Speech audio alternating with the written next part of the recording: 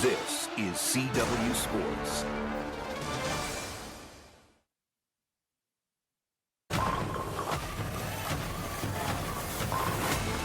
This season, the PBA stars of today and tomorrow have staked their claim. Graham Faw has won the 2026 Pete Weber Classic. Brandon Bonta, a perfect 300. Anthony Simonson has won the 2026 Illinois Classic. But in this game, the oil writes the script. And this week in Indiana, a Hall of Fame giant stands in their way. The Albee 39, named for the Leisure State's own Mike Albee, a master of transition, power, and precision. Oh my God, Mike Albee, opportunistic as always with the key messenger strike.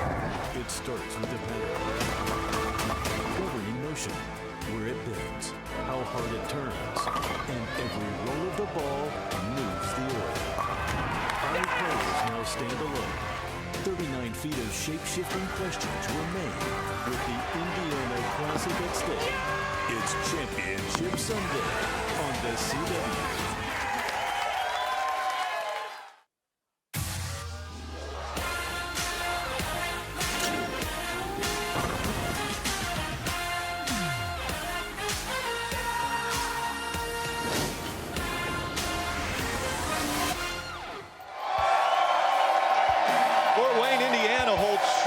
History of the PBA Tour. It's hard to sum it up in just a few words, but a name encompasses it all. Chris Schenkel. Yes, the voice of pro bowling and the namesake of the most prestigious award a bowler can receive. Fort Wayne was his stomping ground. And as we look at this week's Stepladder, number 5, EJ Tackett, the 4-time Chris Schenkel Player of the Year is going to face number 4, Ryan Barnes, the reigning Harry Golden PBA Rookie of the Year. Number 3, Timmy, like Barnes, is looking for his first title. Number 2, Marshall Kent wants to add to his 7 trophies. And the number 1 seeded bowler, Boog Krol, is riding a wave of momentum that he hopes helps lift that Indiana Classic trophy at the end of the day. Hello everyone, Rick Allen alongside Kyle Sherman. All right, Boog Krol, number 1 seed. Big things come in little packages. Yeah, Rick, he might have small stature, but Boog has one of the most powerful strike balls on tour, and he is absolutely electric on the lanes.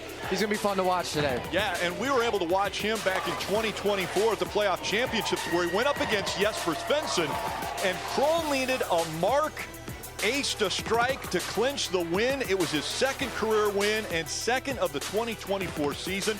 He won the PBA Delaware Classic as well. All right, that may be the undercard as far as that number 1 match when we get there. I think the biggest match that we're going to see today might be the very first one. Number 5 against number 4, Player of the Year versus Rookie of the Year. Yeah, we have a guy, EJ Tackett, who's the man. He's done almost everything. He's starting to chase records.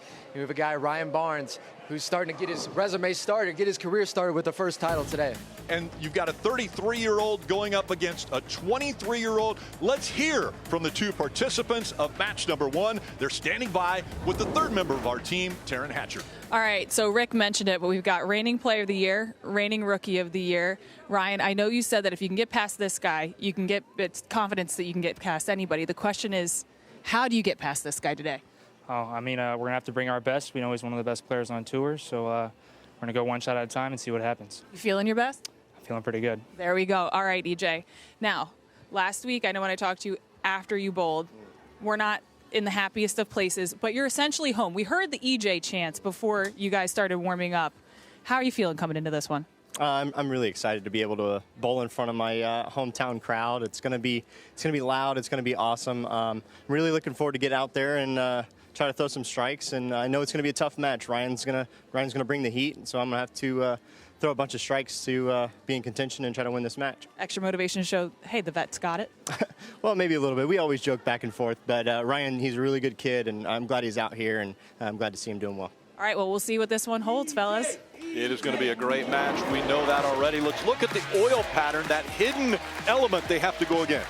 Yeah, Rick, this week we bowled on the 39-foot oil pattern. You're going to see players maybe start around 3rd arrow. You see the orange line there going pretty straight, but very quickly, guys are going to jump into that yellow line and even get a little deeper than that as this match progresses. There's a high-scoring oil pattern, and players are going to really get deep, create big curves, a lot of hook, and you're just going to see these players cover a lot of boards as these power players take the lanes. Number 5 versus number 4. Let's let the bowlers introduce themselves. I'm Ryan Barnes. I'm from Denton, Texas. I'm a national champion at Wichita State, and I'm your 2025 PBA Rookie of the Year. I'm EJ Tackett, and I'm on the stepladder again this week from the number 5 seed, trying to run the ladder. I'm going to take home that championship in my home state of Indiana. An interesting call here. Ryan Barnes obviously wants to finish on the right lane because he has chosen to start on the left lane. The high seed gets to make that choice. Yep, looks like Ryan sees something on this pair where he's electing to finish on the right lane, so he probably likes that one a little bit more. So let's see how Ryan starts off this match. With a strike. And it might be lopsided. Obviously, we are in Indiana, and that's where EJ Tackett is from. Actually, he's just a couple miles down the road, calls this one of his home centers. So there's going to be a lot of people cheering for EJ Tackett here. But Ryan Barnes has got a select few that are going to be here cheering for him as well. Yeah, he's got his group of buddies over there that they're going to try. I talked to him. They're going to try to rival this Fort Wayne crowd today. Can anything shake the number 1 bowler in the world? The messenger picks up the 10. What a start. So now they will alternate back and forth. Again, Ryan threw the first strike on that left lane, and now EJ will go from the right lane to the left lane. We take a look at the score will be in the lower left, and here is EJ Tackett's arsenal. Yeah, EJ's electing to throw the Max Thrill Hybrid. You see that 5.0 hook rating. This is a weaker bowling ball. These lanes have a lot of built-in friction, so he's throwing a weaker bowling ball to combat that. And he also strikes on the left lane. A double to start for Tackett. We have been spoiled already in the first 4 events of the season with really impressive bowling and very high scores. It started with our first championship when we saw Brandon Bonta throw a 300. But to start off strike for these two, again, Player of the Year versus Rookie of the Year. Yeah, Rick, it's going to be very important for both these players to get off the hot starts. I think the high scores are going to continue today, so it's important that you don't fall behind early. And he strikes again. All right, as we have started off with doubles for both bowlers, if any of the pros on today's show bowl a perfect game, everyone in America can receive a free game of bowling courtesy of Go Bowling. To pre-register, visit gobowling.com, and you can sign up for the Go Bowling Free America promotion. Now, Rick, it looks like Ryan's electing to throw, and we've seen this a couple times this year, he's electing to throw a different ball on each lane. This left lane, he's throwing a 900 global exponent. And he leaves the 10. So the reason for throwing a different ball on this lane? Yeah, you know, even though it's a pair of lanes, each lane is its completely own thing. And it looks like this left lane, both players are seeing something a little bit different, as we see a little wrap 10 there for Ryan. 6 goes right around the 10, but he must see something a little bit different to where he wants to throw a different bowling ball in this lane. And the spare ball, they throw that straight. So he takes out the 10, saw a little shake there. Yeah, it's always good. Shaking the nerves off. It's always good to get that first spare out of the way. He looked over to his buddies, the 5 we're going to call them, guys that get Airbnb together. They hang out all the time. That's Brandon Bonta, CJ Petrin, TJ Rock, and Eric Jones are here cheering on Ryan Barnes. We talk about this being Player of the Year versus Rookie of the Year. It's happened before, and actually EJ Tackett was a part of it back in 2014 at the USBC Masters, where Player of the Year Jason Belmonte went up against, that thin EJ Tackett. As Rookie of the Year, it was Jason Belmonte, though, as Player of the Year that was victorious. It was Belmonte's 9th career title, 3rd major title. And of course, E.J. Tackett has gone on to win so much. 27 titles, 7 of those are majors. Working on 3 strikes. And he'll strike for a 4th. Great shot there by EJ. Just barely getting the 10 out there, but it was enough. As you can see, probably the most powerful one-handed bowler on tour. And ball 6-pin just tips it enough and keeps that lead on Ryan. All right-handed bowlers today in this event. Ryan Barnes, you mentioned, a 2-handed bowler.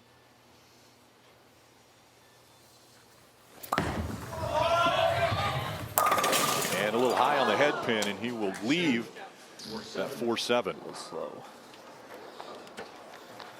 Yeah, you heard Ryan say there, a little slow. These players have to be so precise, even on a higher scoring pattern like this. He hit his mark even at the arrows and down lane, but his ball speed was off enough that it caused that ball just to hook a little bit too much and go through the face. He cleans up the spare nicely.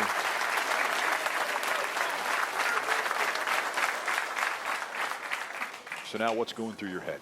You're going up against the #1 bowler. You see his father, Chris Barnes, Hall of Famer there, watching on. He said his dad's going to be helping him. Obviously, loves to follow in his father's footsteps. But what goes through their head right now when he goes up against the #1 bowler and he's got 2 spares? Yeah, I mean, when there's so many strikes being thrown today, you're already at a little bit of a disadvantage already. You need to really come back right here with all 10. Brooklyn, and he's going to leave the 6th. Does that not carry?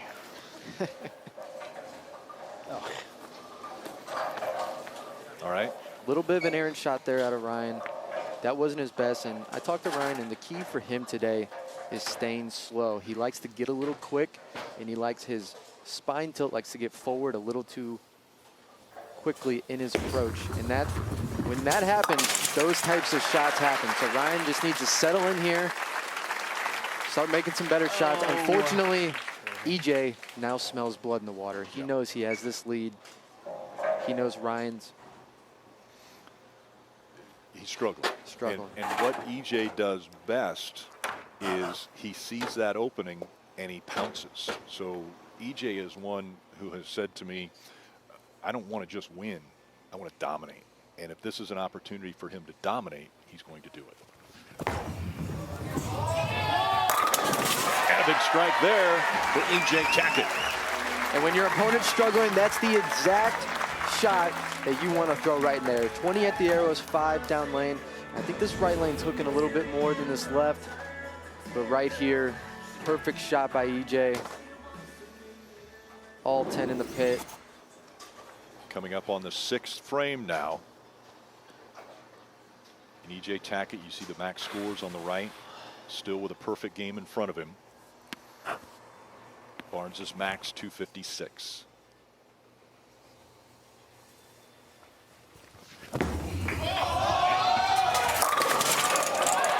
And the messenger grabs the 10 pin, but the 7 stays. Yeah, good break there for EJ. You see he's a little right at the arrows on this left lane compared to the right lane. You watch these players warm up, and this lane is just a little tighter down lane. So the ball doesn't want to quite go through the pins as well, and you're going to see pin action like this. Gets lucky there, knocking the 10 pin out, only leaving the 7. Very makeable. And he will cover the spare in that 6th frame. So Tackett maybe opened the door just a bit for the reigning Rookie of the Year in Ryan Barnes, but he's going to have to get ready for strike after strike.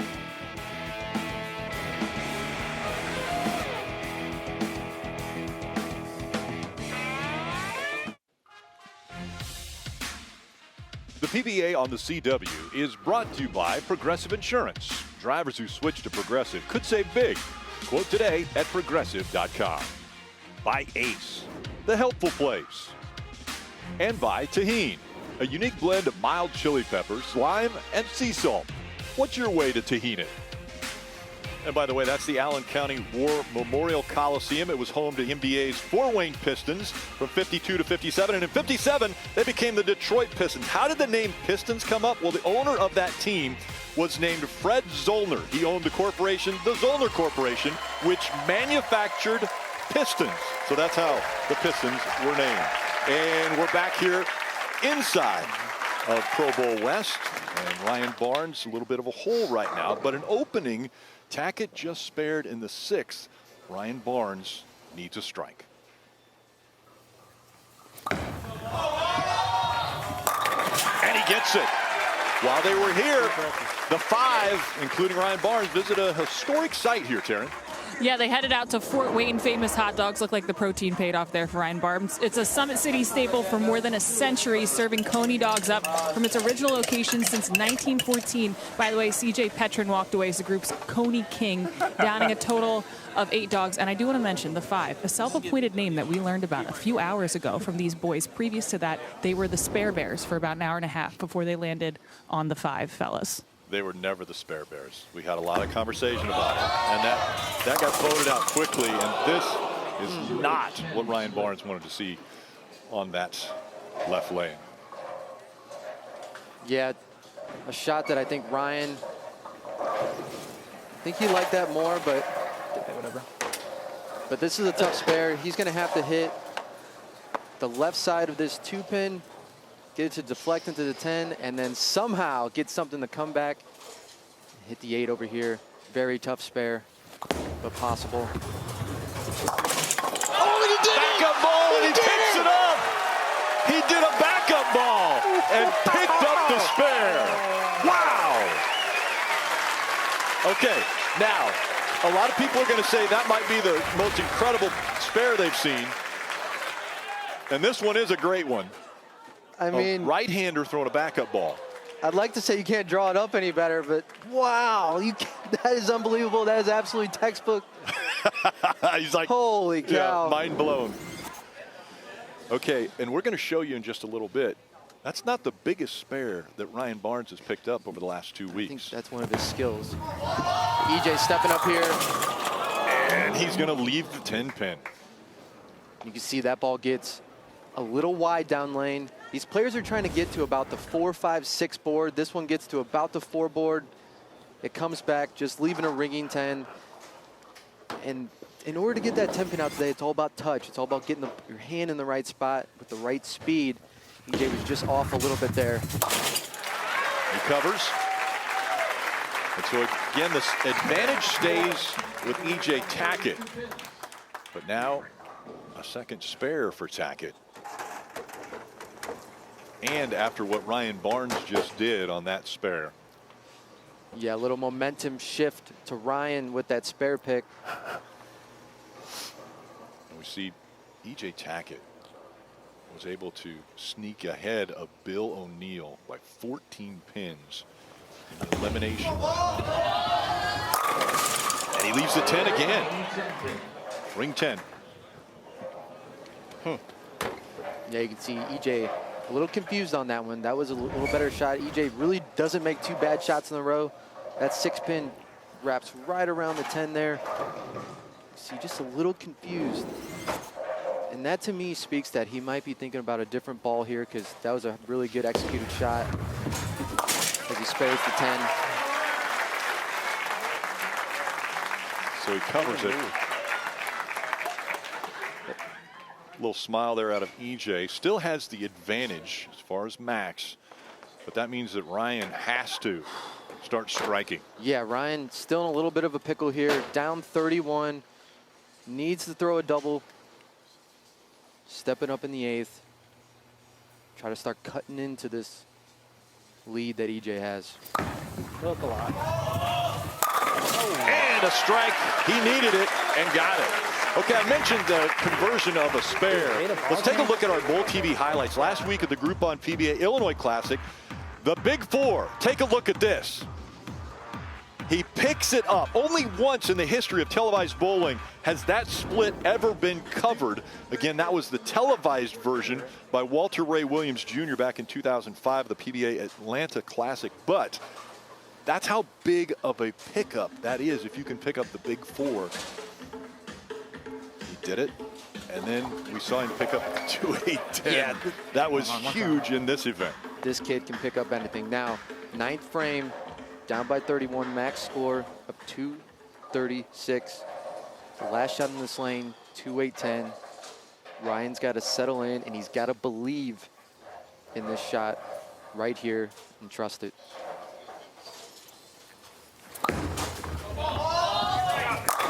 And he strikes. So now Ryan Barnes has done all he can up through the 9th frame. There will have to be a falter out of the #1 player in the world in EJ Tackett.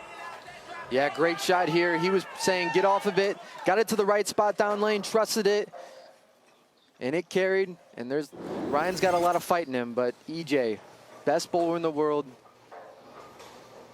he has the ball in hand.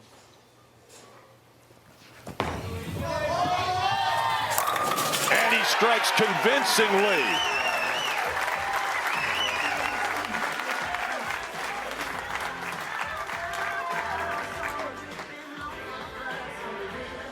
Needs a spare strike to close out Ryan Barnes here in the 10th.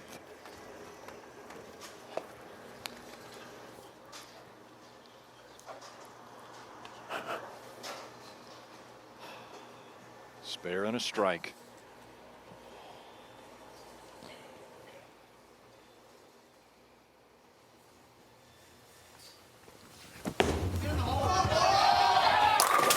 And he strikes. EJ Tackett. Did you hear that? 1 down. He's already looking at running this stepladder. And with that strike, we just saw Brett Spangler bring in another ball for him. Yep, gonna try out another ball here. The match is locked up. We heard EJ actually during the commercial break talk about adjusting the surface on his ball in case he won. EJ, just from his demeanor today, I mean, he's dialed in. He's looking to run this ladder. And you could hear him say 1 down. You know, he's not looking forward, but, you know, this man has made some shows this year, hasn't gotten into the winner's circle yet. And we're going to see a very dialed in EJ today. So EJ has locked this one up. He's won the first match, and once again, it's Player of the Year that is bettering Rookie of the Year. And he'll actually pick up the spare. They congratulate each other. Next up, it's the Malaysian sensation. Yes, Timmy Tan. But first, we're going to check in with Anthony Simonson, and he was last week's winner. So Timmy Tan, looking forward to the next match. Anthony Simonson on the other side of the, yeah, that's him on the forklift.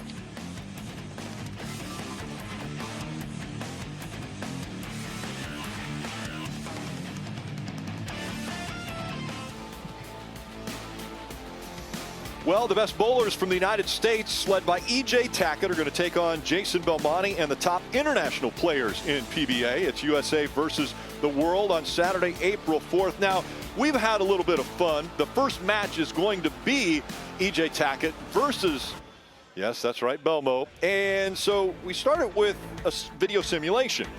The match stays neck and neck into the 7th as Belmo strikes to keep the tie. Yes, right there. But in the end, Belmo left the door open for EJ in the 9th, and Tackett finishes the 10th with a strike, giving the USA captain the victory. That was 258 to 256. Yeah, and again, that's a video simulation. We understand.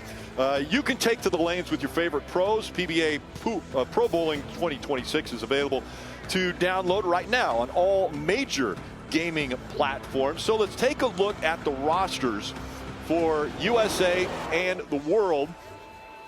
And added recently, as a matter of fact last week, Anthony Simonson for the USA and Graham Faw for the world. So let's hear from the newest member of the USA squad and the star of Born to Bowl. He's calling in with Taryn Hatcher. Anthony Simonson, no doubt, going to play a big part for Team USA. He's also a big character in HBO's 5-part documentary series, Born to Bowl. Let's take a little peek at what that documentary series has in store. Bowling is such a unique sport. Who do you think you are? I am! I'm the Bob Ross of bowling. You got to pick the hair out. These guys, they're trying to just make a living. Dollar. I got some W-2s. Too bad the money didn't equal the W-2s. There's only one greatest of all time. One more for the win. He's going to get punched in the face.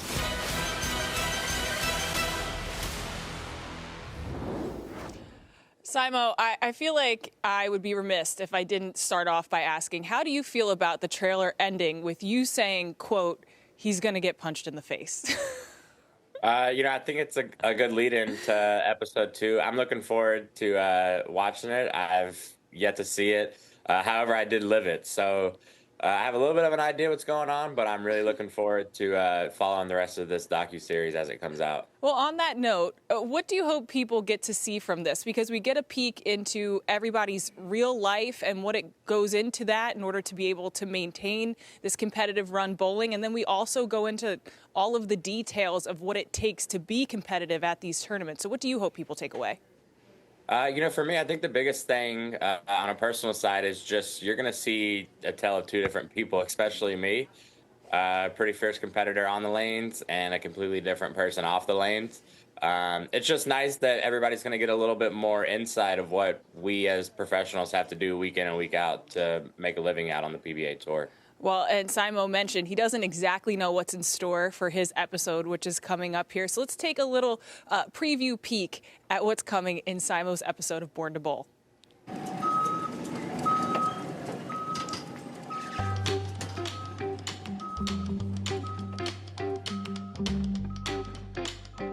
This is one of my secondary homes, basically. Get some side money, some pocket money. I think bowling's kind of a unique sport where you don't need to be the strongest guy in the room, or not exactly the most athletic. But you certainly are passionate, Anthony Simonson. Thank you for opening up your life for this documentary, and thank you for joining us today. Of course, thanks for having me, and I hope you guys enjoy. Oh, we're going to enjoy. Born to Bowl, again, an HBO original 5-part documentary series following the stars of the PBA Tour from A24 and executive producer Ben Stiller. That continues tomorrow with episode 2 at 9 p.m. Eastern on HBO and streaming on HBO Max. Number 3 seed, Timmy Tan, is ready to go. When we return, he takes on EJ Tackett. And getting the crowd fired up here in Pro Bowl West is DJ James Jackson once again.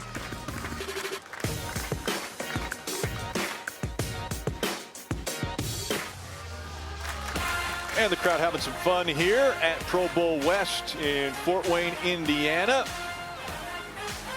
Yeah, clapping their hands, getting ready for this matchup. Again, EJ Tackett versus Timmy Tan. Let's let Timmy Tan introduce himself. Hi, I'm Timmy Tan. I'm from Klang, Malaysia. We produce some of the best bowlers in the world. And Timmy Tan, the higher seed, once again, the higher seed has chose to bowl first. So Timmy Tan will start on the left lane and bowl that first frame. Tan Chai Churn, by the way, is Timmy Tan's name. A great story about how he became Timmy Tan. And he's going to leave the 10 pin. Pretty good opening shot there for Timmy. See, this ball just comes a little behind the 10 pin. 6 just lays in the gutter flat there.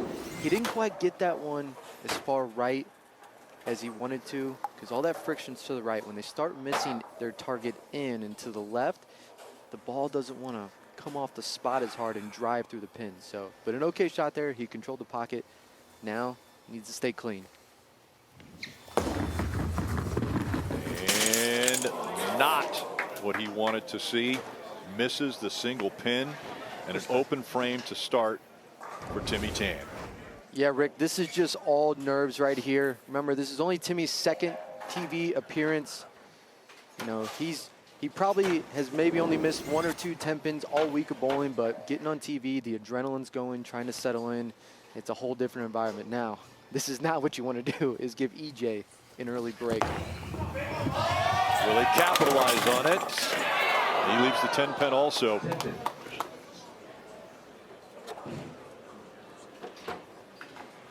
And Rick, it looks like that was a ball change there for EJ, as really very similar pin action to what we saw Timmy's last shot. 6 just kind of lays in there, flat 10. And that's what these players, they have to create big angles. But in order to get the ball to drive through the pins, that's the trick right now for these players as the lanes transition. Covers the spare for Tackett. And he'll move to the left lane for his second frame.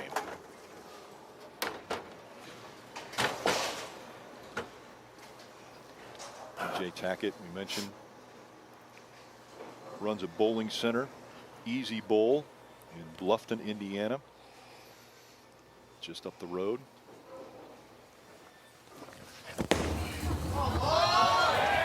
And not good at all for EJ Tackett. A big split for EJ. Yeah, this is a split you do not see very often here. 2-7-9-10. 2-7. Or excuse me, 3-7-9-10. 3-7-9-10. There you go. He's going to try to hit the right side of the 3-pin here. Hopefully it deflects over into the 7 and somehow also collects the 9-10. But he can make this.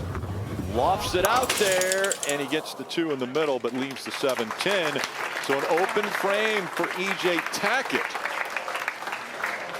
which has to give a little bit of confidence back to Timmy Tan. I feel like you have to stay. I can't move left. Really tempo. You can't move left a bit yet. Right. Because there's not enough hook over there. Yeah, if you're Timmy, that's it. That relieves a little bit of pressure with the missed single pin. Now, looking to bounce back with a good shot here on this right lane. And there's the strike he was looking for on that right lane. Well, I mentioned Tan Chai Churn is his name, but Taryn, he goes by Timmy Tan. How come? He goes by Timmy Chan because when he was younger, a friend told him, if you want to make it, you need to have an English name. And then told him, Timmy is a good name. So Timmy didn't even get to really pick out his name. It was picked out by one of his friends, and he just said he liked the sound of it. But then his parents showed up to a tournament he was bowling in. They were looking at the leaderboard. They didn't see their son anywhere because they had no idea that he was going by the name Timmy Tan, because that's not what they named him, Rick. Well, we now know him as Timmy Tan. And again, as Kyle mentioned, just his second television appearance.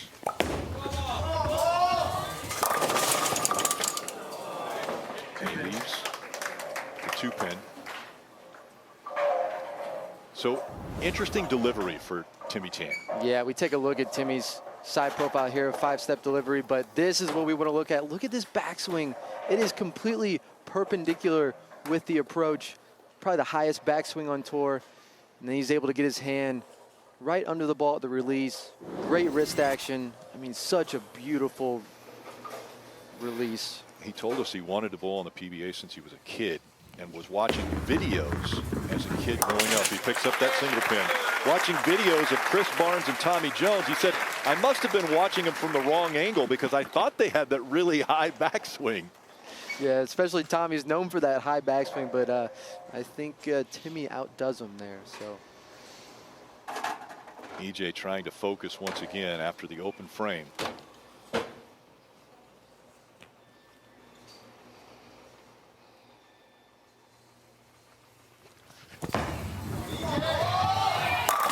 he strikes. Well, every call is real, and every second counts on Police 24/7. You don't want to miss the high stakes action this Wednesday. Is at 8/7 Central only on the CW. EJ after that strike in the third now wants to get a little bit of momentum. You see, still has the advantage in the max score just by 5 over Tan.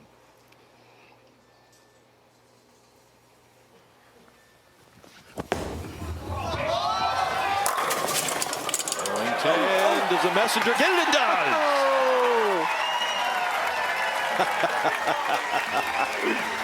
Oh boy. It wasn't the craziest messenger, Rick, but it was just enough. EJ here, ball coming back. It's a little slow, hitting to the 10, just like a little meow. Now, those pins, for people that aren't bowlers, those pins are heavier than what you probably think. Was that a cat sound? That was a cat sound, okay. Yes. And Timmy strikes. All right, let's take a look at In the Bag, brought to you by Storm. The standard for those who demand the best. We are the Bowlers Company. Let's take a look at Timmy's arsenal here. He's throwing the Gremlin Tour X. You can see that hook rating 7.5. It's a middle of the road bowling ball, and it's built for control. Oh, he's making a ball change on this left lane. He looks like he's going to a phase 2 Pearl, and he's hoping when he gets the ball to the right here that this ball responds much more off the friction.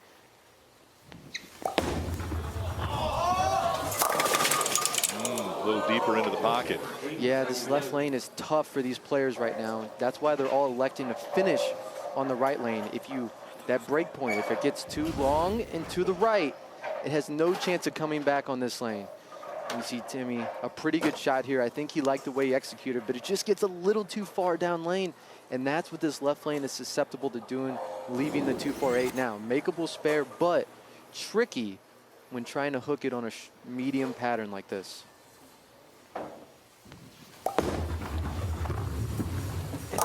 And he picked it up.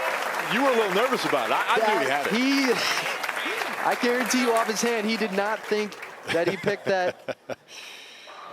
Yeah, a little smile on his face there as he sat down too. Yeah, and this is not textbook. This is not how we would draw it up, but gets lucky there, and that's why this spare is tricky, especially when you don't have good control of what the lane is doing. Hooking across that spare on this pattern is tough. Now EJ looking to kind of extend his lead here with a strike in the 5th. We mentioned as EJ strikes that this is just the 2nd career TV appearance for Timmy Tan. Under the lights, the crowd on either side, there is so much pressure on a bowler when you get into this situation. Oh, and not to mention, you got to bowl the best bowler in the world right now that hardly ever gives you a chance. And if you want to win out here on this tour, especially when you're facing a Hall of Famer like EJ, when he gives you an opening, you have to take advantage of it. And EJ did that early with that split, but that might be the only opening Timmy gets for the rest of this match.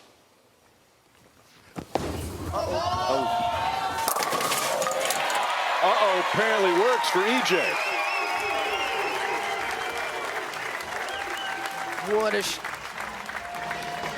What a shot, you're right.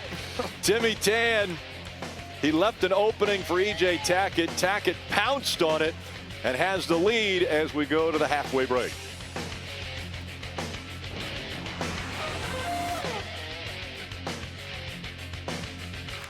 DJ James Jackson's got the crowd here clapping in Pro Bowl West in Fort Wayne, Indiana, as we continue on with this, the 2nd match with EJ Tackett up against Timmy Tan.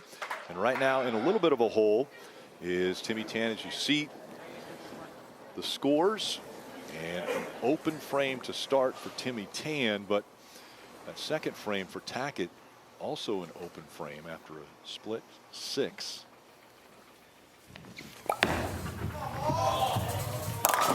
And a little high on the head pin. He's going to get the 10 to fall, but the 3 stays up. Great break there for Timmy, only leaving a spare, but unfortunately, as we can see, the ball goes high here.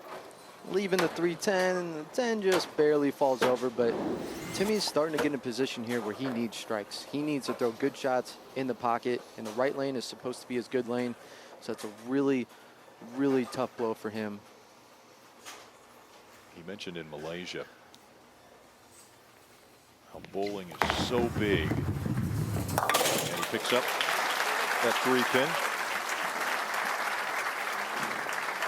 Malaysia has had Timmy Tan on their team since he was 18, and you look at a few of the things that Timmy Tan likes: pickleball, golf, Stephen Chow movies, Black Pink, as far as artist, and winning the 2025 World Cup with Malaysia, one of his highlights in bowling. He travels the world, so he says that, you know, when he's not here on the PBA tour, he's spending most of his time all throughout Asia bowling.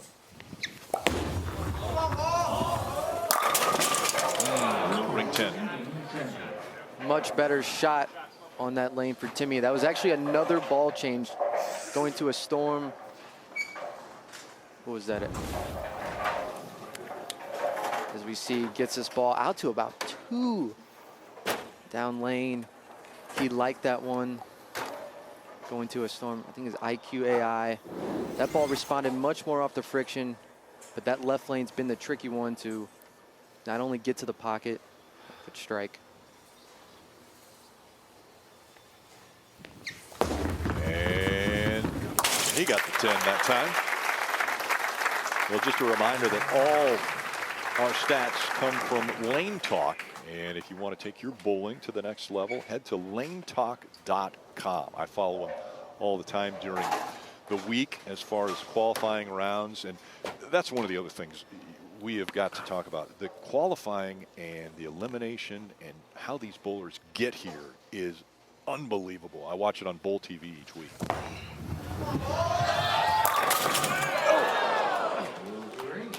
Wrap 10. Yep.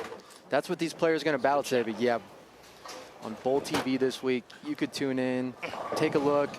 I mean, we watched EJ and Hall of Famer Bill O'Neill battle it out the last 3 games of qualifying, where Bill O'Neill actually averaged 250 his last 3 and fell out of the show. These guys were so dialed in. It was so fun to watch. It really was. And he picks up that spare. So a lot of pin action and maybe a little bit of luck for EJ. You got to have it when you want to win shows, no matter how good you are.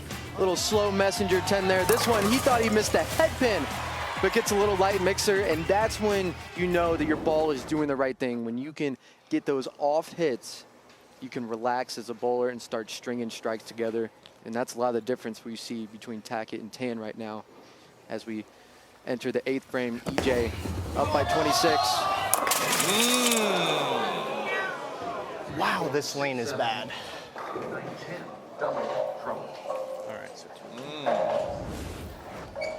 And this is 4 through the middle here.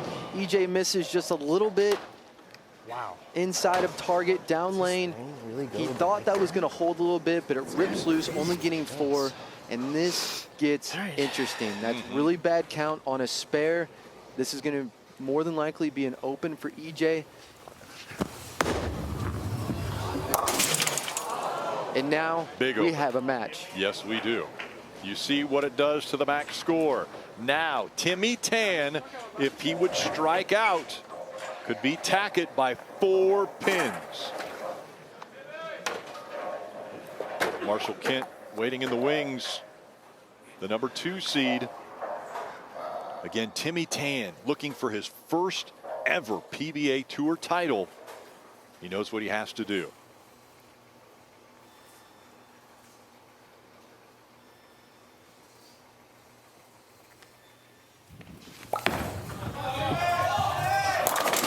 And the kick gets the strike. Huge shot there for Timmy.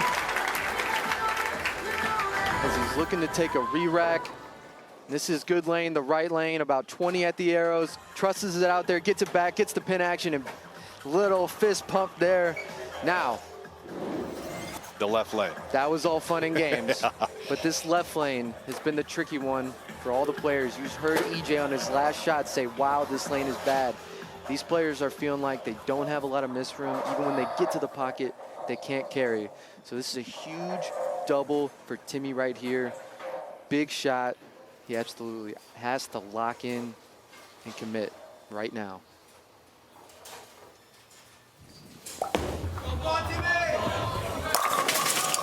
Oh, leaves the 9-pin. What an absolutely brutal break for Timmy right here. I mean, he's been lost on this lane, and you can't really throw it any better in this. In this moment right here, he loves it, and this ball just drives right by the 9-pin. So I want to look ahead, though, because strategy could come into play here in Timmy Tan's favor. He bowled first, which means that EJ Tackett has to end on this left lane, and EJ Tackett has just voiced he does not like this left lane at all. But in new cases, I'm sorry, I'm quick. That is why it's an advantage to be the higher seed and be able to pick the lane that you want to end on. So EJ's coming up next. New cases, new twists, and a partnership like no other. Don't miss an all-new episode of Wild Cards tomorrow. That's 8/7 Central right here on the CW. Here comes EJ Tackett. 9th frame. And he strikes. EJ Tackett now goes into the 10th frame on that left lane. And remember the last time he had split 4. Yeah, just gets the 10 to fall there. The ball's not quite driving like he would want to. These lanes they're getting a little ugly for these players, and they're gonna have to battle this transition. Now EJ needs to strike in 8 pins to shut out Timmy on his bad lane. Last time up, he got 4. Right. Yeah, so nothing is a guarantee for the Indiana native as he steps up here for his first ball in the 10th frame.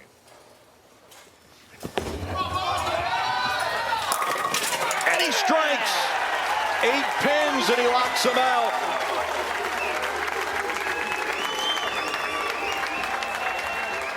And a big show of emotion there for EJ. Yeah, he knew that was the big one. Much better shot in this lane. Got to about 4 down lane. Right, gets the love on the 7-pin. Asking for a re-rack. Job's not finished though here. Still needs to get good count. I mean, he, in the back of his mind, he got 4 one time on this lane. So he's still thinking, all right, settle in. One more shot, he said. Come on. 2 open frames for EJ Tackett. Very uncharacteristic. And he gets the 8 pins. 9 of them will do it. And EJ Tackett has now blocked out Timmy Tan. And so EJ Tackett makes another step up the ladder.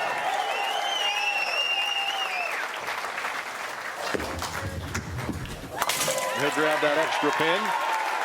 Good ball, Timmy. Good job, buddy. Yeah, great week for Timmy Tan. Love watching this guy ball on TV, and he's going to be back. So twice before, EJ Tackett has ran the ladder. Back in 2012 at the Japan Cup and 2024 the World Championships. He's won his 2nd match, and now he will face Marshall Kent, the number 2 seed here in Indiana.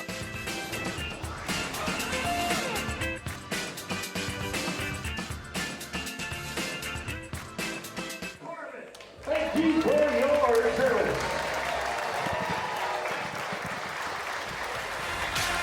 And welcome back as we get ready for the Go Bowling halftime show here in between match 2 and 3. And we're back at the desk. That's right, the crowd's loving it here in Fort Wayne, and we are too. All right, Kyle, so we have seen some interesting bowling out of the number 1 bowler in the world in EJ Tackett. I want to take a look at the frame of the game. So brought to you by Progressive Insurance as we look back at this 10th frame. Yeah, EJ here on this lane. Got 4 and 6 on 2 prior frames. steps up in the 10th when he absolutely needs it. The first one was huge, ends up getting 9. The next ball to shut out Timmy. I mean, that's what Hall of Famers do right there. All right, what about him in the left lane? So he's got to keep bowling on it. It's not going to go away. How do you conquer that left lane? Yeah, it's a little tricky. I heard him say that the fronts are starting to go. What we mean by that is there's a little friction building up. So he's going to try to give it a little bit of loft, and I think that's going to be the adjustment that's going to help him shoot a little higher scores. All right, our third match is coming up, and the second-ranked bowler is ready. That's right, Marshall Kent versus E.J. Tackett. It's next here on the CW.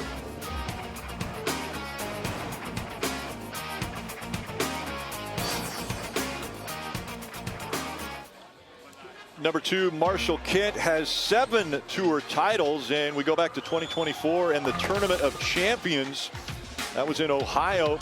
The number 4 seed, Marshall Kent, was able to defeat the number 1 seed, Anthony Simonson, 205-201, to claim his first major PBA win. That was his 7th career PBA title.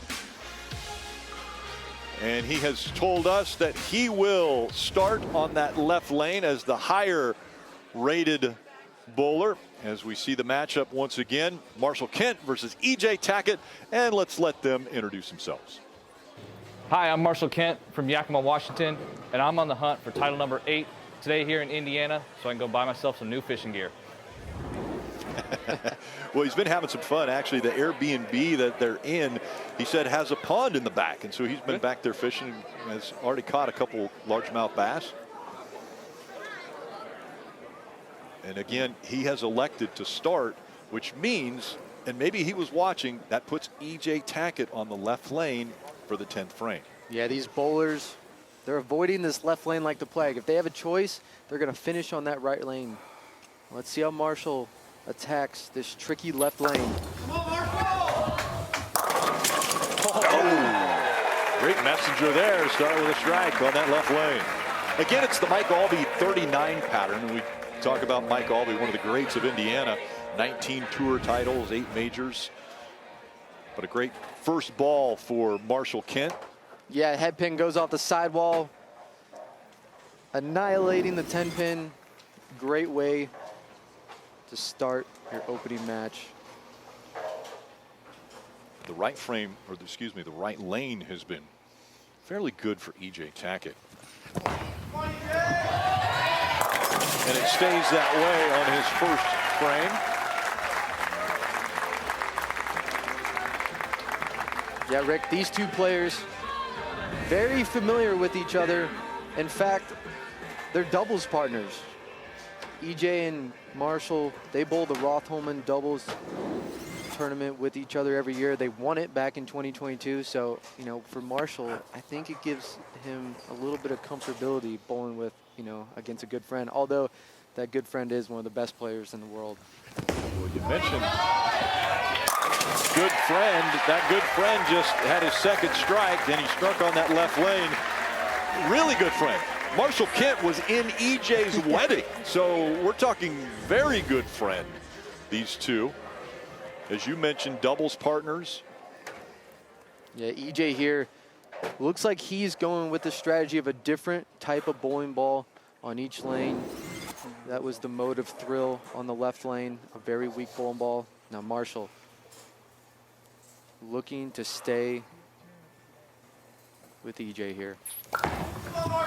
Marshall had a really big win. His first career win came in the Kingdown International Open, which was actually in Riyadh, Saudi Arabia. He had a great story, Taryn, didn't he, about going to Saudi Arabia? Oh, Rick, I've never heard a story like this in my life. He said they got there was a dress code, the slacks, the shirts you were assigned, and he gets out to the lanes, and there's 2 guys bowling a few lanes down from them, sweatpants, sweatshirts, and as the day goes by, he finally works up the nerve to kind of ask, hey, what's with those 2 guys? Well, come to find out that those 2 fellas could wear whatever they want because they were, in fact, 2 Saudi princes, one of which Marshall got to know a little bit over the years as he played overseas because the guy would travel. Let's see what Marshall does here. And a strike there. Because as Marshall would travel from tournament to tournament overseas, so would this one Saudi prince who loved bowling. And how did he know it was the same Saudi prince? Because that Saudi prince would send his pink Lamborghini to every single stop that he went to go attend. So Marshall and the Saudi Prince with a pink Lamborghini, a tale as old as time, Rick. And they were able to bowl in sweatpants. I thought it was great. Marshall was like, man, I didn't know why those guys got to bowl in sweatpants. EJ fires back with a strike. And both bowlers stay perfect through 3 frames. Yeah, EJ there throwing a Supra Sport on the right lane, throwing the Max Thrill on the left lane. The ball on the right lane has a little bit bigger core, bigger engine. It's going to read the spot a little bit more. As you see the side profile of EJ here, the best release in the game. And this ball here, a little bigger core, it's going to come off the spot a little harder. On the left lane, this ball a little cleaner. And another strike. 4 in a row for Tackett. Yeah, I think they figured him out, Rick. Oh, you just jinxed it. Did you just say they figured it out? It feels like there's more strikes thrown in this match than the last game, but you know, you give these guys a chance to think it over a little bit. They solve problems pretty quickly. Now, Marshall needs to stay with EJ. He's looking to win again on the PBA Tour. You know, Rome was not built in a day, and neither is winning this title. He's got to stick with them. And he gets the love. He got the love, all right. Yeah, it looks like Marshall took a big step left here compared to the other competitors. He's inside 4th arrow. This is what we thought was going to happen. He's getting away from all the other transition, and Marshall has enough power to really get left, really separate his angles. And this is also when Marshall bowls at his best, when he can be aggressive with his hand. Throw a big hook, he can get comfortable on the lanes. His turn is about like the hairpin turns at Martinsville, and that's what the NASCAR O'Reilly Auto Parts Series takes on the paperclip at Martinsville Speedway. Again, that's Saturday, 2:30 p.m. Eastern, 11:30 a.m. Pacific, only on the CW. And he gets the left lane as well. Marshall Kent stays perfect through 5. Great shot there for Marshall. Ball comes in a little light here. The 710 was standing there for a second, but again, a little love on the 7-pin. This is huge for Marshall. When he can get out to a good start and get comfortable mentally, Marshall really has success. Him putting the pressure right back on EJ, absolutely huge for his momentum. Didn't like it. Brooklyn, and he'll leave the 5-pin in the 5th frame. Nice this one try. could get costly. Oh, Yeah. man. Yeah, you're going to see some hands go up here again. There they are. Very uncharacteristic shot there for EJ.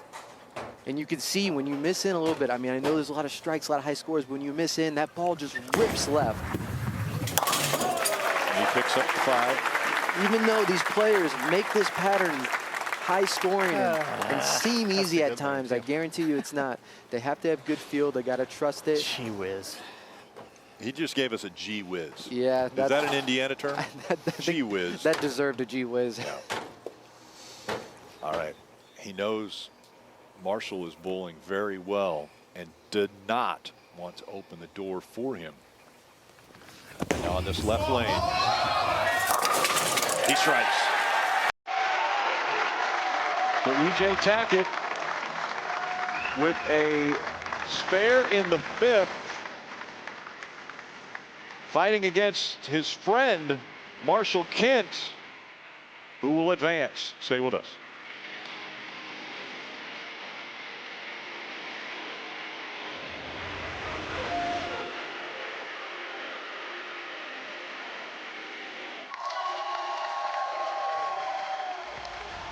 We look back to the 2025 USBC Masters in Strobel Arena at Thunderbolt Lanes, and Gary Haynes, the #1 seed, had to win 1 match versus Anthony Simonson. Well, he lost the first match. Then they went to the second, and then they had the roll-off in the 9th and 10th frame, and it ended up being Gary Haynes' win. That's next Sunday on the CW. It's our 3rd major of the season. Make sure to join us for Championship Sunday. Rick Allen, Kyle Sherman, and Taryn Hatcher with you here in Indiana as we are halfway through this third match. And we see Marshall Kent taking a big breath there before he gets ready for his sixth frame. And he knows that EJ just came off a spare strike, so an opening for Marshall Kent. And he is going to leave the 2-pin. Yeah, this ball just got way wide of target down lane. But this is a little bit of the miss that Marshall is okay with, because he has to trust the ball getting way out to the right for it to come back. This one just amped it up a little too much. Didn't quite either threw it too hard or just didn't quite get enough hand on it to get back. But just leaving the 2-pin, he's okay with that. But now we got a tie game. Got the spare. We mentioned that Marshall enjoys fishing. He also enjoys hunting and golf. One of my favorite movies. I don't know about you, but Caddyshack, I think it's one of the greats. Warren Zeiders is an artist that he is a big fan of, and winning that 2024 Tournament of Champions. One of the highlights for Marshall Kent in his bowling resume. Again, 7 titles, 1 major. And he strikes on the left lane. So now you see both bowlers with a max of 279. Straight for Marshall Kent, he leads by 10 hits. Yeah, Marshall here, almost a little 4.5 step delivery, just barely moves that left foot. Extremely powerful player, and Marshall's a guy when he gets comfortable, when his physical game feels good, he can strike with the best of them, especially this guy right here. EJ will strike on the right lane. Crowd very loud for EJ here. There you go. And the crowd, well, at least the ones that want to get tickets from EJ, they've got to go through his wife. And so Natalie fields all of the calls. They have 12 seats here just for family and friends. And EJ wanted to stay focused. So that's one of the situations that they know in the Tackett family. And he leaves the 7-pin on this left lane. Yeah, that's a common hit that we've seen on the left lane. As you see, EJ thought he threw that pretty good. The last few times the 7-10 has been flirted with. That time just doesn't get the love on the 7-pin.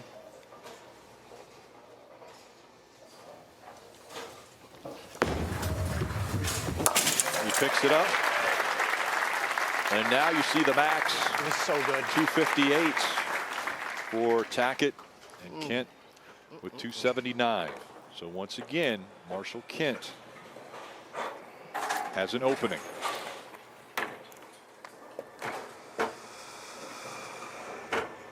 Yeah, it's a big shot. Needs to keep his lead on EJ right here. You don't get a lot of openings from the best player in the world. He has a good idea of what this lane is doing. And right now, it's just all about execution. Great ball there for Marshall Kent.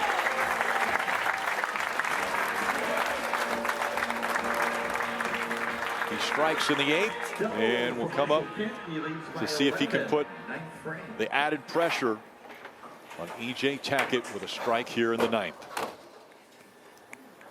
Yeah, Marshall having a little bit more success than the players in the last match. And sometimes a fresh perspective, just coming in and seeing what wasn't working. Marshall electing to make a big move left compared to the other players. And when you're on the right side of it, sometimes that's all that needs to happen. Right now, he's just got to believe he can throw this one. High on the head pin, but a great strike for Marshall Kent. Yeah, tap yourself on the back. Can't throw him any better than that, Rick, right there.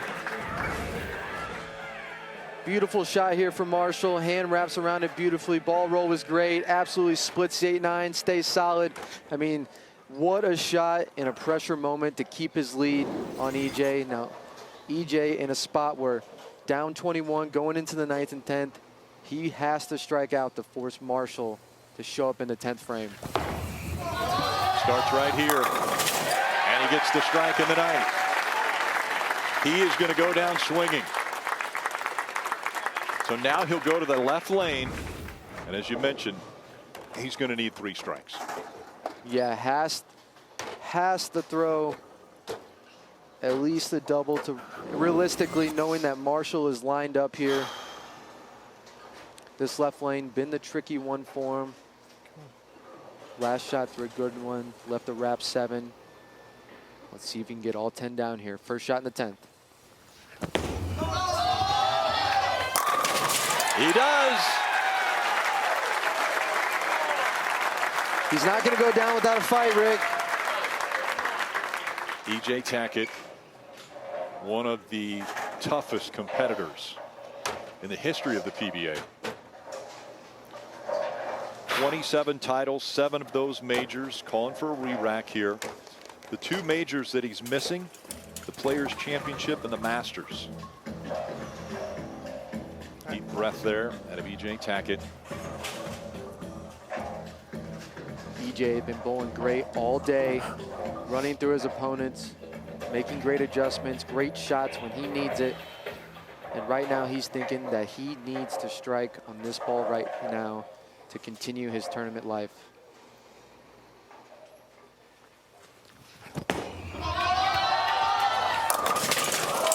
High on the head pin. It worked so hard on this lane, it was going to happen sooner or later.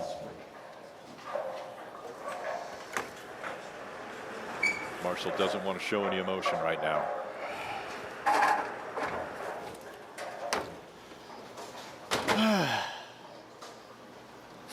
See some emotion coming out of E.J. there. He wanted to win so bad in front of his home crowd. This lane, the tricky one, he felt like he really had to create it on this lane. It wasn't easy, and eventually a little bit of an errant shot. Gets 6 there. A 242 for Tackett. Right now, Marshall Kent needs 8 pins. 8 pins to knock out the #1 bowler in the world.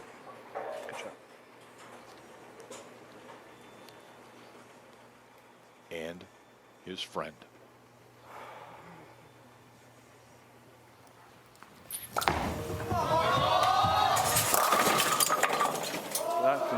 He got 8 pins, but not the easy way. Yeah, lucky to clip the head pin on that one, but does defeat E.J. Not the way he wanted to finish this game. No, it's not going to build any confidence for him, but he threw a lot of good shots this game in the 250s. Great score. Marshall Kent advances. He will take on the #1 seed.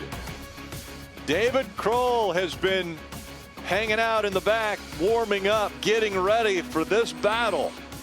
1 game away from the Indiana Classic title. It's Boog Krol and Marshall Kent coming up.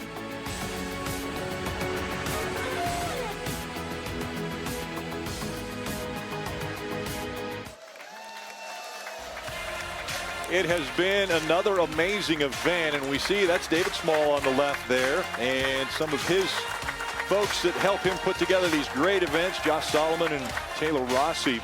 This is event number 107 at one of David Small's properties, and so he has been wonderful for the PBA. Well, the Born to Bowl HBO original 5-part documentary series continues tomorrow, and they are following the stars of the PBA Tour. Again, that's from A24 and executive producer Ben Stiller, continuing tomorrow with episode 2 at 9 p.m. Eastern on HBO and streaming on HBO Max. Well, having a microphone on during these matches has its pros and cons. Just ask Simo. I don't think I have a favorite thing to say, but there are some not appropriate things that come out of my mouth. I would say if there's any bowler that's answered this question that says they don't talk to themselves, they just told the biggest lie on camera. Well, he is a lot of fun. Let's hear from Marshall Kent. He's standing by with Taryn Hatcher. Well, Marshall and I were talking off camera before. I asked him if he watched the guys before him struggle on the left lane. You said yes, you could see it. Was there anything you saw or felt there on that left lane? Personally, no. Actually, I liked that lane better. So I think looking back, I probably would have made a different decision. But meanwhile, we made it through, and that's all that matters. And we got one more game to go, so we'll just see what happens. All right, left lane preference. Who would have thought that after some of these matches, Rick? Good luck. Thank you. The final match is coming up, and all smiles right now for Boog Krol. Yeah, that's right, Boog. His mom said he was a cute little booger when he was a kid. That's how he got the name.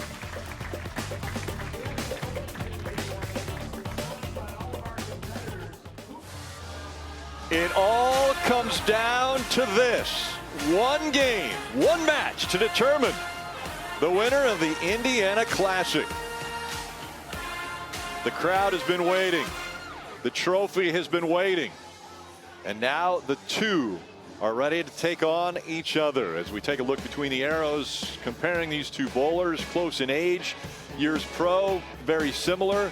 7 titles for Marshall Kent, 2 for Boog Krol, and a major for Marshall Kent.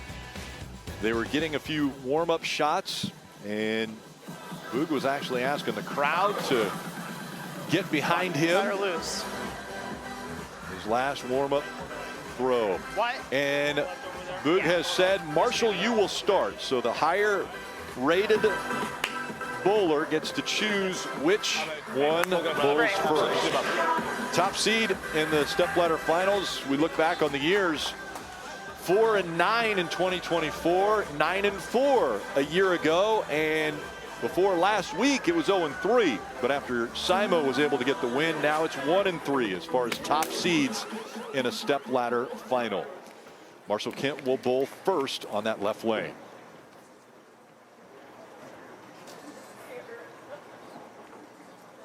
We go all the way back to last week, and Marshall Kent actually went to a heavier bowling ball to start last week. Went to a 16-pound ball. Was bowling with that, thinking that was the fix. Decided after the first day it wasn't. Went back to a 15-pound ball. And starts with a strike in that left lane. So now in this battle, it is Boog Krol, the #1 seed. Let's have him introduce himself. Hi, my name is Boog Krol. I'm from Nixon, Missouri. The PBA has changed my life in so many ways, from working a desk job to now being the #1 seed here in Indiana.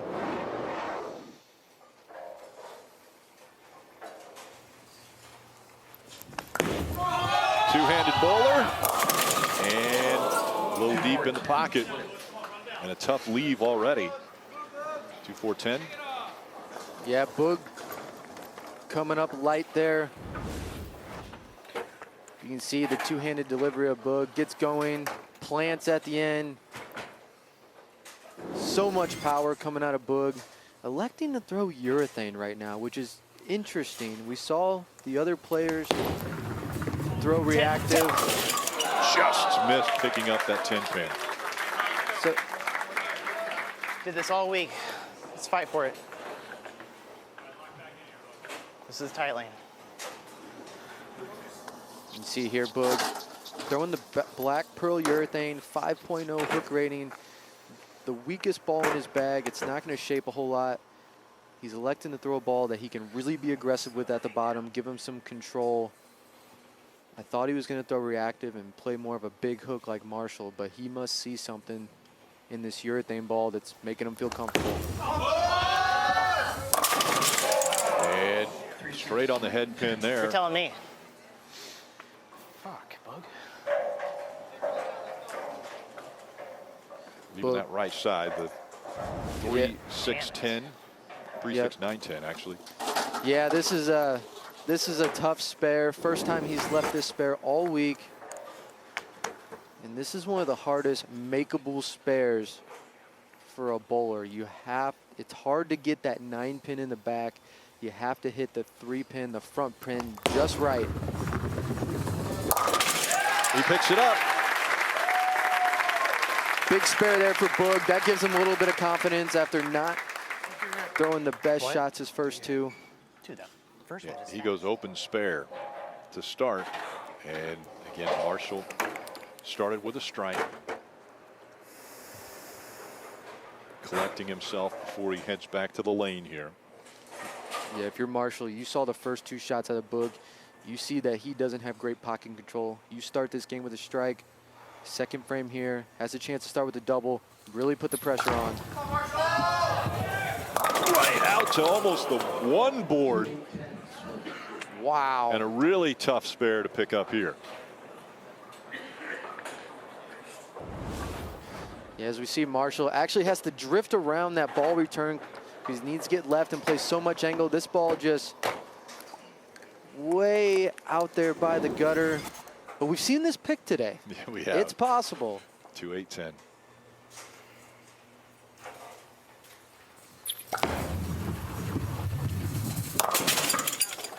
They take the 2 and the 8 out, leave the 10. So an open frame for Marshall Kent. Reset. I asked Marshall, are you a cool bowler? When things get hot, do you keep a pretty level head? His response was, I'm as cool as a bonfire. Yeah, Marshall's, and like we all have, we get out of whack at times when things aren't going right. When Marshall can dial it in. I mean, he can strike with the absolute best of them. Now looking to rebound after an errant second frame. Leaves a 7-pin. Shot. Yeah, it looks like he might be starting to lose his ball reaction. The last game, he was throwing this ball. It's a zero mercy solid, as we can see. This ball looked pretty good. Gets light in the pocket. That 7-pin on that lane's been tough to knock over, but he's throwing a really strong, aggressive ball. Other players were throwing weaker bowling balls. It gave him an advantage in the last game, but he might have to go to something different. Oh. Huge mistake there for Marshall in the third, missing the 7-pin. As we can see here, I mean, it looked like it moved a little bit. Just nicked that 7-pin. And a huge mental error, giving Boog a huge break early in this match. Can he take advantage of it? The 8 falls, but the 2 stays.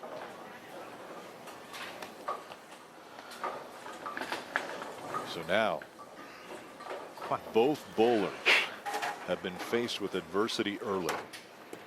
It looks like we're starting to see a little bit of transition. Again, as these bowlers throw shots down the lane, that oil is constantly moving around.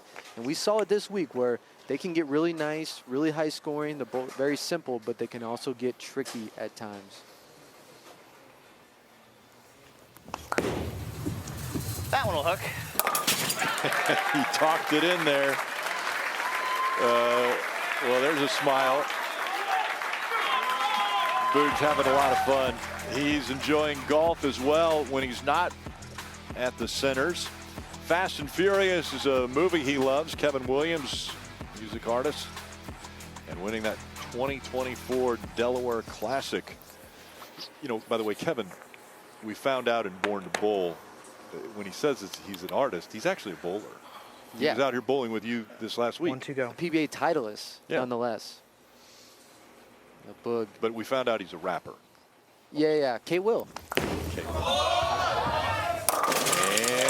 dude, very straight, hits the head get pin. rid of it. And 3-6-10 stays up for Boog Krol. Yeah, Boog just looking uncomfortable with this urethane ball. I think you heard him say he's got to get rid of it. I think, and I agree, I think he's got to get out of this ball. He's not able to hit the pocket. He's not sure what it's going to do when it leaves his hand. And when you're bowling for a title match and you're that uncomfortable, you have to try something else. But this is a bit of a spare picking contest, and this one isn't easy. 3-6-10. Oh, and he leaves the 6-10.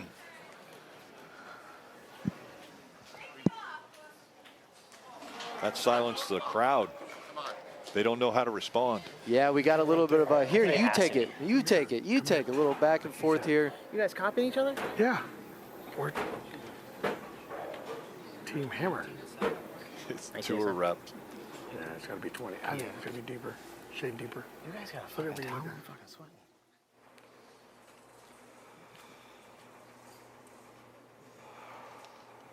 And Marshall, ball change on this right lane.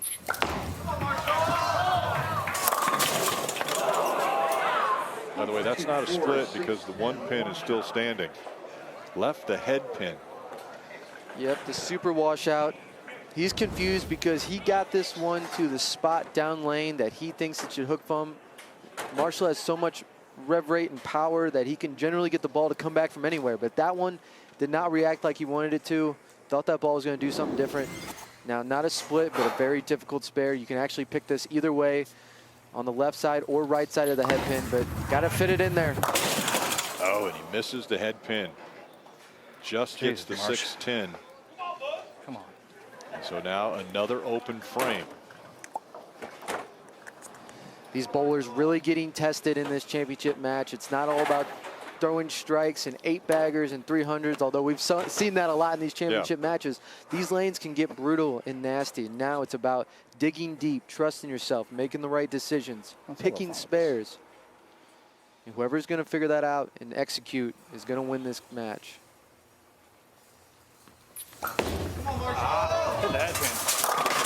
Missed the head pin again. We saw Marshall go up against the #1 bowler in the world, EJ Tackett. One shot this game. Take him down. And now, when the title is on the line, why can't you just commit to one shot? Marshall has missed the head pin twice.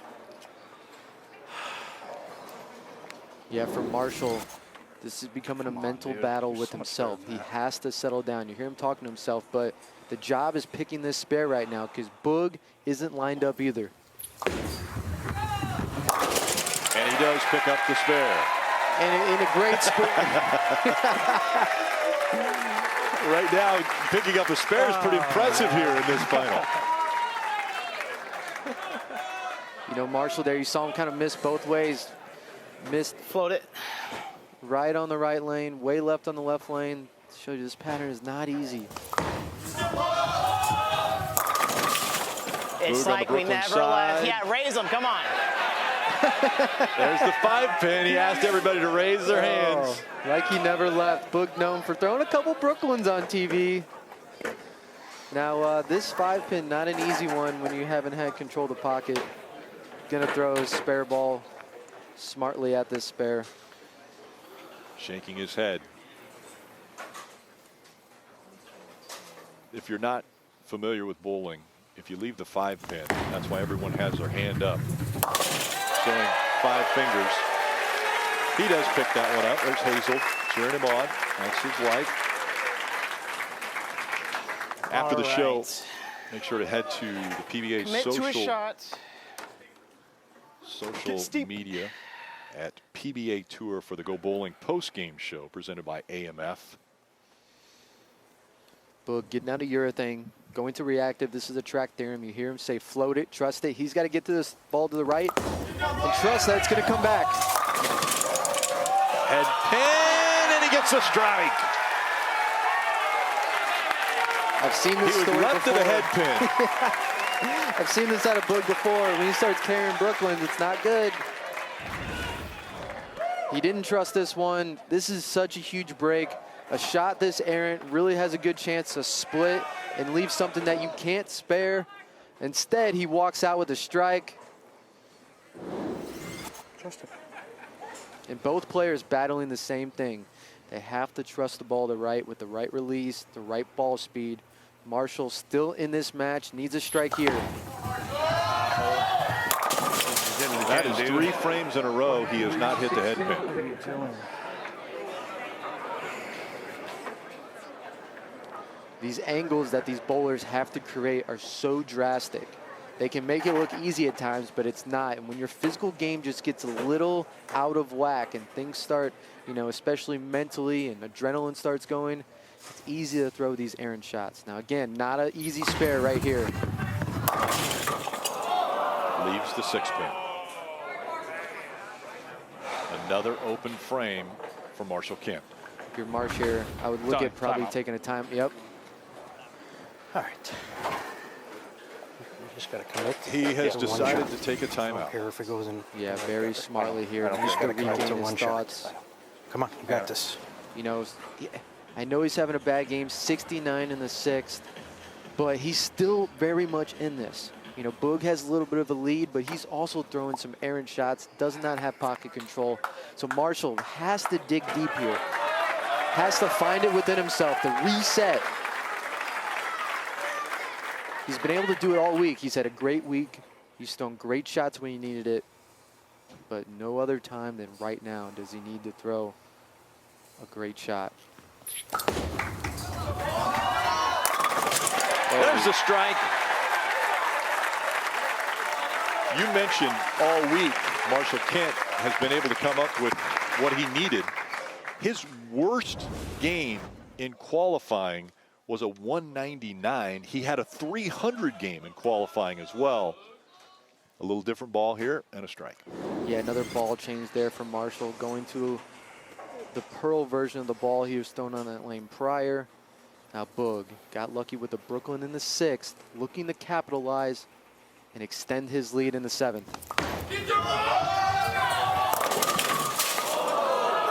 that is a very tough split. As a bowler, this is when you feel handcuffed. You missed left a couple times.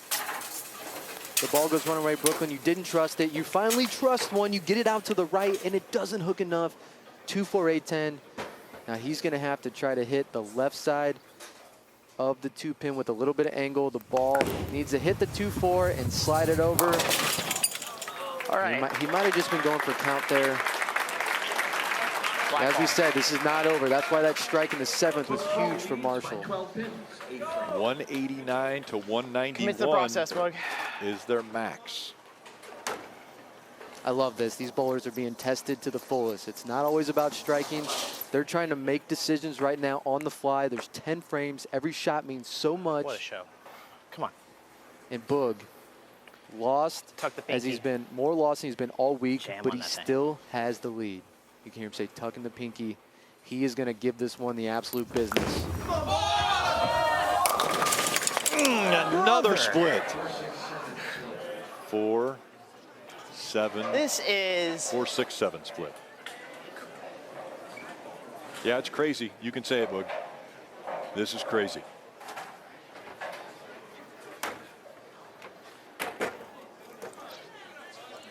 So now, brother. are we going for pin count again? Yeah, you're just going for 2 here. Not really able to make this spare. And especially with how ugly this match is, every pin is going to matter so much. I mentioned Marshall Kent, his worst game in qualifying was a 199. His best was a 300. For Boog Krol, his worst game was a 200. He bowled that twice, and a 290 was his best game. So both of these bowlers are struggling to find the pocket. Marshall Kent has been struggling to find the head pin. Yeah, this right lane, he's just throwing some errant shots, going to the same ball he threw in the left lane. Zero Mercy Pearl, looking to throw with the biggest double of the day. And the messenger picks up the 10. Marshall Kent, 1 frame closer to his 8th title. What a messenger here for Marshall. Dials it in.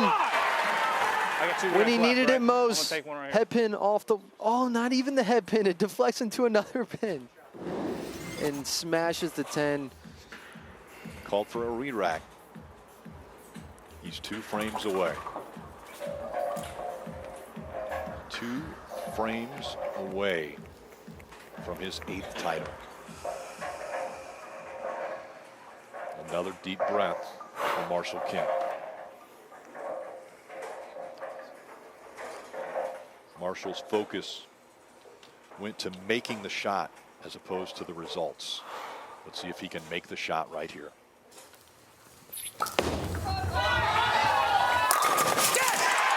A big strike for Marshall Kent.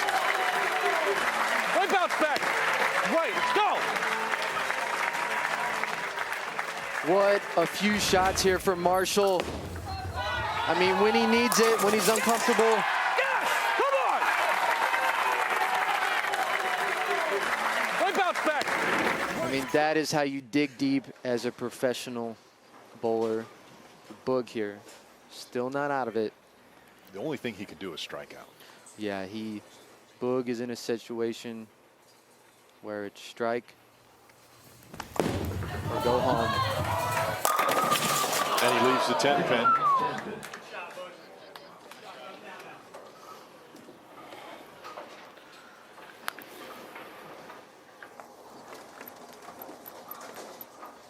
Really a good shot there for Boog. You know, he's uncomfortable, didn't have good control of the pocket, throws the urethane, just trying to get something close, finds the pocket there, unfortunately leaves the 10 pin in what was really a must-strike situation. He'll get the spare.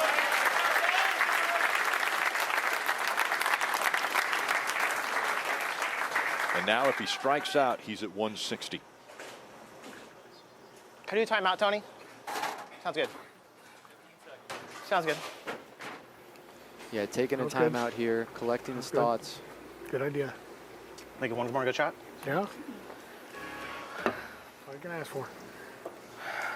He fills all three in the 10th here. He gets to 160, which is going to force Marshall to mark. And with the shots we've seen today, it's still not an easy task with how ugly this title match has gotten. We've seen Boog Krol smile. We have seen a smile out of him. Yesterday when we talked to him, he was all smiles. A lot of things have changed in his career since he's been on the PBA. And he's got the split here. 479 split. 479 split. Just gift wrapping it. But when we talked to Boog yesterday, saw a little grin there. He said when he started out, he was staying in hotel rooms by himself, and then he realized that wasn't good mentally for him. One he didn't strike. want to be on his own. Brooklyn. He wanted to be with people. So he reached out to Kevin Williams, said, Kevin, you know, you guys are staying at Airbnbs. Can I stay with you? This is the spare there. Kevin said yes. Now he's got a group of about 6 to 12 that they stay together. And mentally, he says he's a lot better off.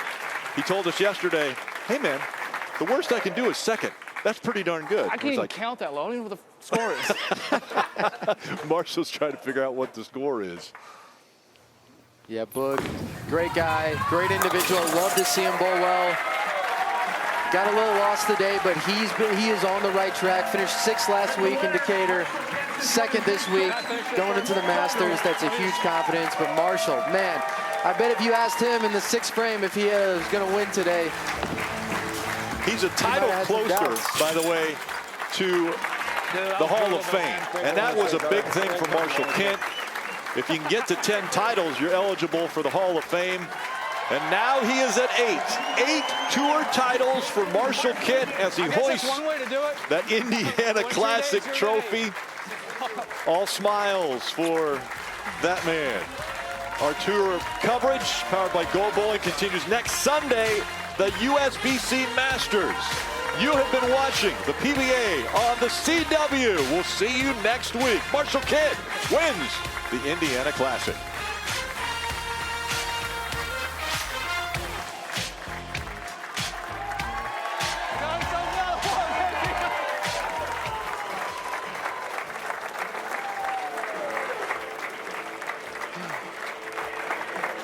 It's so good to be back.